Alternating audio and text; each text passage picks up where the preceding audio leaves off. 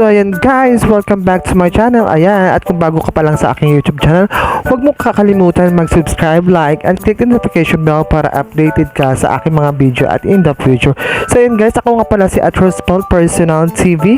So ayan, for today's video ay may ibibigay po ako sa inyong payo o magbibigay po ako sa inyo ng suggestion about po sa nangyari sa akin before sa aking PayPal. So ayan nga po, may mga previous tutorial po ako dyan sa aking mga videos. Pakitignan na lang po o ilalagay ko na lang po sa playlist ko o yung sa description area ko. So ayun na nga po guys, may mga tutorial po ako about kung paano gumawa ng PayPal at syempre paano po i-link yung PayPal at syempre at paano po i-cash in yung PayPal.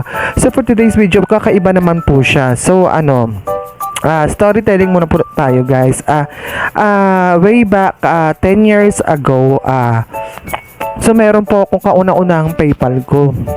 So meron po ako dating PayPal na 10 years ago na first time ko po magkaroon ng PayPal. So ayan nga po, gumawa po ako ng PayPal ko.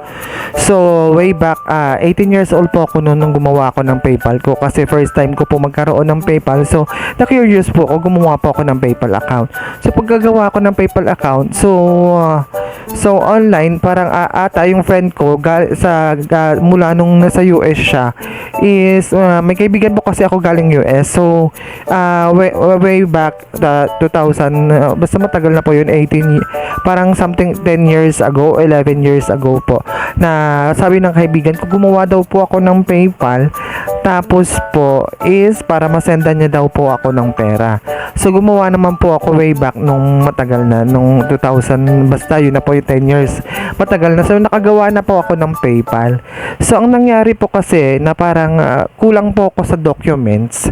Tapos so nakagawa na po ako ng nasend niya naman po yung pera. After nung nasend niya ng pera is nagkaroon po ako ng temporary na hold po siya, na temporary hold po ko, temporary limited.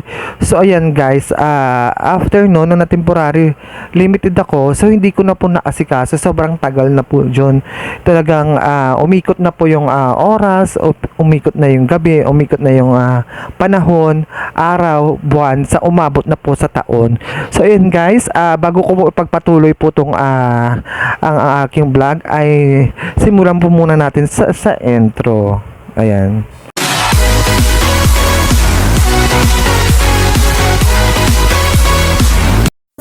So ayan guys, welcome back to my channel. So ayan na nga guys, ang pag-uusapan natin ngayon is yun na nga, yung way back na paggagawa ko po ng PayPal na temporary limited po siya. So ayan na po, yung pagkakasabi is lumipas na po yung panahon, lumipas na po talaga, sobrang tagal na, as far I remember 10 years ago na po, sobrang tagal na.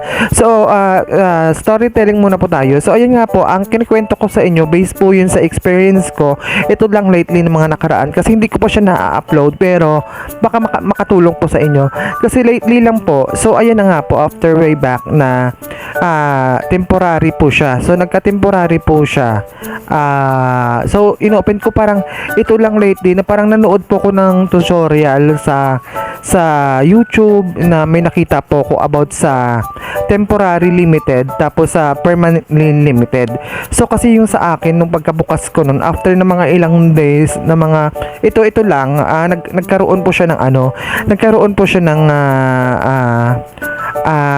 limited na talaga. Talagang nasira na po yung nasira na po yung PayPal ko about nung matagal na siya. Pero nabuksan ko siya after 10 years. Isipin niyo po, sobrang tagal, dekada, is permanently limited na po talaga siya. So sa mga may PayPal po na permanently limited na katulad ko na may pera pa doon, na possible po pala na makuha natin yung pera natin kahit permanently limited po siya. So ayan po naging issue sa akin kasi na permanently limited po siya. So nung binuksan ko siya guys, nung pagkabukas ko, so nakita ko siya na parang, so ngayon meron na akong mga identification, meron na akong mga ID, meron na akong mga bangko. So ayan guys, so first kasi temporary tapos naging permanently limited po siya. So ayun guys, so sinubukan ko kasi nag-apply po ako through GCash ng Maybank. So nag-apply po ako ng GCash through Maybank. So ayan, para syempre yung mga ang sabi nga is hindi ka na pag permanently limited po kasi talaga hindi ka na makakapag-send, hindi ka na makakapag-transfer, hindi ka na makaka-receive money. So ayun guys, so sinubukan ko siya. So after ng mga matagal 10 years, ito lang, lately lang, last year, sinubukan ko siya kasi na alam ko pa yung password ko. So, tumugma lahat para sa akin. So, nag-open po ako ng PayPal ko. So, sinubukan ko kasi nag-apply ako ng Maybank sa GCash. Pwede pa kasi kayo mag-apply ng bangko sa GCash to GSave. So, ayan, nag-apply ako ng Maybank. So, ayan, nilagay ko lang po yung bangko ng Maybank. So, ayan, in-apply ko po doon.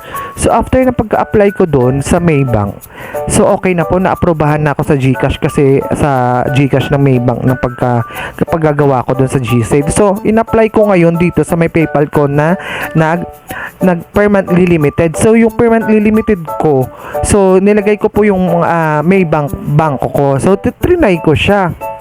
After ko ng trinay, nilagay ko yung bank info ko, bank account ko, tapos yung name ko. Tapos syempre nagpasa lang ako talaga. Nung una, hindi pa siya hindi pa siya nagpo-processing kasi may hinahanap pa talaga sila kasi dati kasi hindi ko siya totoong pangalan ang nilagay ko. So, nag-base lang sila siguro kasi so nagpasa po ako ng passport ko, identification ko para sabi ko na ako talaga yung kasi hindi na po siya mapapalitan once na yun na po eh. Pero ang nagbase lang po sa kanila talaga is yung sa bangko ko. Kasi yun na po kasi sabi nila after daw doon na by research after 180 days makukuha daw yung pera. Pero yung iba po hindi nakukuha kasi hindi nila alam kung ano po yung gagawin. So, ito lang po. Based on my experience, ayan back tayo sa nilagay ko na po yung put info ko doon sa may PayPal. So ayan, after nun, so hindi ko pa na-process after mga siguro 1 day. After 1 day, nagpasa po ako sa kanila ng passport ko, identification ko na ako talaga yung may-ari ng bangko. Tapos sa akin talaga yan. Na ganyan, na pasa ako ng passport para magkatugma yung bangko na nilagay ko kasi after 180 days, ibibigay naman nila kung yung pera para i-transfer doon sa may bangko kung talaga sa'yo daw yun. So, lahat po naging okay na. So, after noon, nalagay ko na lahat ng information ko. So, ayun guys. After ko pagkalagay, so nagulat ako kasi wala talaga ever chance talaga ng iba sa PayPal pag permanently limited ka, hindi mo talaga makukuha yung pera mo kasi kadalasan talaga hindi na nila nasisend. So nung trinay ko permanently limited po to ha, kasi po kaya sa inyo for example kayo meron kayong permanently limited na PayPal, so may pera po kayo doon kasi hindi nyo na makukuha, for possible talaga ngayon na makukuha nyo na talaga, pero after 180 days po yan. So magbibilang po kayo ng after 180 days para makuha yung inyong pera sa PayPal kapag ganyan. Pero hindi nyo na po magagamit yung PayPal mo. Ibibigay na lang po nila yung hold ng PayPal nyo kasi yun po yung ang purposes ng security nila para i-hold nila yung pera for 180 days. So ayan po, naka-akuha naman 10 years po yung PayPal ko. So syempre, nagbigay na lang ako ng information ko doon tapos katulad sa bangko ko. So nagtugma lahat. So after nyan, yung transfer ko na siya. So ayan, umokay siya guys. Ayan, so umokay talaga siya. So as in umokay nung pagka-okay talaga. So transfer ko siya, may fee lang siya na 50 pesos. Hindi talaga ako makapaniwala kasi bihira po makuha ang ganong katagal sa akin ba naman 10 years hindi ko na lubos maisip na nakuha ko talaga yung PayPal ko nung after 10 years, isang dekada. So yun lang, ganito lang talaga na discover ko talaga na pwede pala yun after ng ganon para may ilagay mo lang talaga ng tama yung bank mo proseso. Ipapakita ko sa inyo mamaya guys sa video nung ginawa ko yung previous video ko. So yun na nga guys, sa ito mga payo ko lang sa inyo sa may mga PayPal dyan na permanently limited, may chance pa po talaga na makuha nyo yung pera basta lagpas lang po talaga siya ng 180 days. So ayan guys, kung makakatulong man sa inyo at merong pong mga PayPal na permanently limited na malalaki po ang pera na hindi po nakuha. So ito po talaga yung chance nyo na mapanood tong video na to para magkaroon kayo ng pag-asa at para makuha nyo yung pera nyo. Basta po guys nagpass po ng 180 days. So ayan guys, kung ready na kayo guys, so ito na ipapakita ko sa inyo yung video ko at yung experience ko last year. So ito po, hindi ko pa to na so inyo ko lang po to ipapakita, buti na save ko pa po guys. So ayan ha, permanently limited po sa PayPal. So ayan guys, panoorin nyo. So ito, tara. So ayan guys, good evening po sa inyong lahat, magandang gabi. So may i-share lang po ako sa inyo sa experience ko sa may PayPal na posible po palang mangyari. So ayan nga po, I discovered last week sa kakastroll ko at panonood ko ng YouTube o TikTok or kung sa Facebook, meron po mga tutorial na ang sabi after 180 days daw ay makukuha mo ang yung permanently limited sa PayPal. So ayun na nga po, trinay ko kasi sa akin yung account ko po is 2 decades na po, 10 years na po talaga yung account ko na to. So ngayon ko lang po naalala, siguro kakastroll ko, ayun, sa awa ng Diyos nakita ko. So ayan nga po, as you can see, hindi ko na po nakuhanan yung screenshot ng balance ko dito po sa my PayPal. So ayan po, kung makikita nyo po is we're permanently limiting your account. You no longer use PayPal as we decided to permanently limit your account after review. So ibig po sabihin ng permanently ay naban na po talaga kayo o na-block at hindi nyo na po magagamit for sending and to receive money. So ayan nga po sa kakalikot ko. So tinignan ko kung may possible po talaga yung mga tutorial at kung totoo nga po talaga kung makukuha. Kasi as far as I know, meron pong tinatawag na temporary limited at meron po naman permanently limited. So nakalagay po kasi sa akin nung nakaraan is temporary, after 2 decades po yon. So ang violation ko lang po is temporary. So try ko po siyang inopen. So kung totoo nga po na ma-withdraw po after 180 days, kaya sa akin po is 2 decades na. Puti na naalala ko po yung password. So ayun na nga ako, pag open ko po at nilink ko yung muna yung bank account ko, so which is Maybank. Ayan, kung makikita nyo po, ayan, Maybank Bills INC. Shout out po sa inyo, ang galing. So ayan nga po, so meron po akong equivalent na pera dito na $30. So ayan po nakalagay, kasi hindi ko na po na screenshot talaga kasi sobrang excited po ako nung malaman ko yung ganyan. So I try and link my Maybank. So sinubukan ko po, kaso nga lang, yun na nga, pagka open ko at pagaling ko, kasi na-try ko, biglang nag-permanently limited. So hindi po nag-process yung transaction ko. So hinayaan ko lang po muna. So after po ng mga ilang araw, bumalik po ako ulit. Siguro nga po na-process po nila. So nag-send po ako ng documents na ako po talaga yung may-ari ng account. So siguro inano nila, nagpaasa po ako ng mga documents na patunay na ako po yung may-ari ng bank account o ng may-ari ng PayPal. So ayun na nga po, after 3 days pagbalik ko, so ayan, yun pa rin po ang nakalagay, we're permanently limiting your account.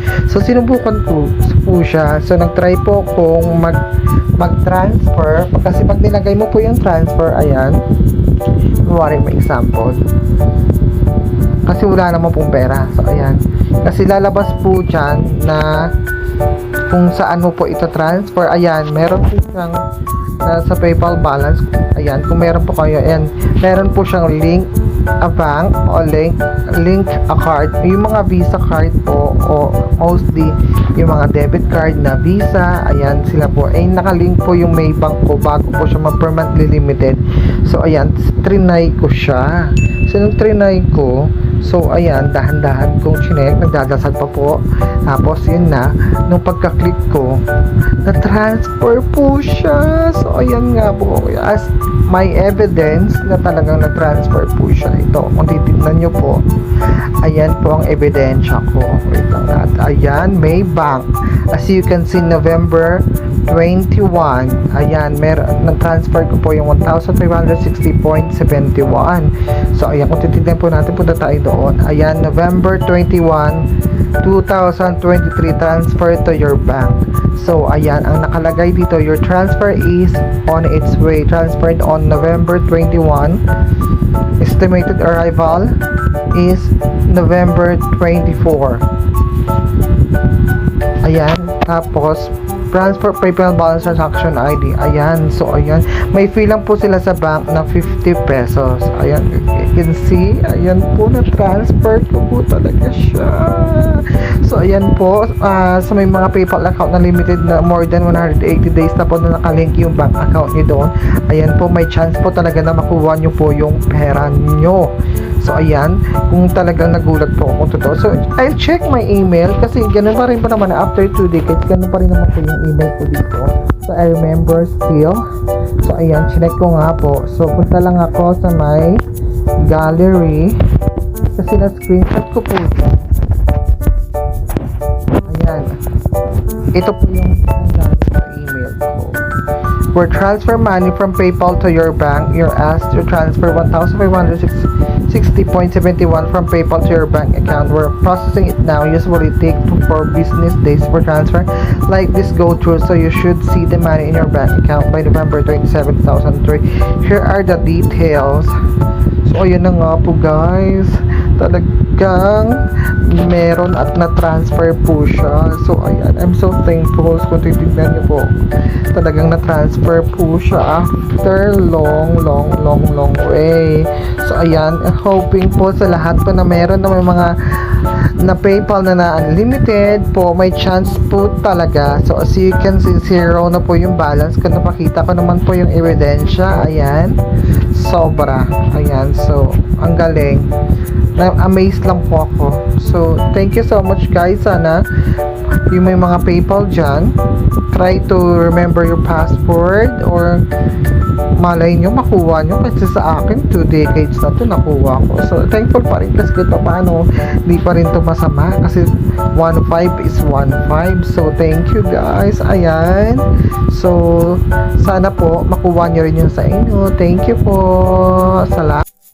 So ayan guys, kita nyo naman. So ito ang naging resulta after ng 3 days or 4 days po ng resulta. So ipapakita ko sa inyo, talagang pumasok po talaga siya sa may bangko. So ito guys, oh, see, ayan po, pumasok po talaga sa may bangko. Proven and tested ko talaga sa experience ko, in my own experience. Isipin nyo, 1 dekada po ang aking PayPal. Permanently limited and temporary. Ayan guys, tingnan nyo, salamat po sa Maybank kasi nakatulong po sa bangko. So ayan po. So yun nga lang kasi nagamit ko na siya doon sa PayPal sa Maybank. So hindi na natin maano. So okay lang pa lang din kasi at least ito para may natutunan na naman ako na another journey ko sa pagtututorial, kasi po ang hirap po talaga noon sa mga experience. Ang dami pong mga na limited talaga na permanent na hindi malalaking pera, sobrang malalaki pero hindi nila nakuha. So ito guys, papayo ko sa inyo, panoorin itong video nyo. Kita nyo naman, pumasok talaga sa banga guys. So ayan guys, that's it for today's video. At kung bago ka pa lang sa aking YouTube channel, huwag mo kalimutan mag-subscribe and click the notification bell para updated ka sa aking mga video and in the future. So ayan guys, thank you and good evening.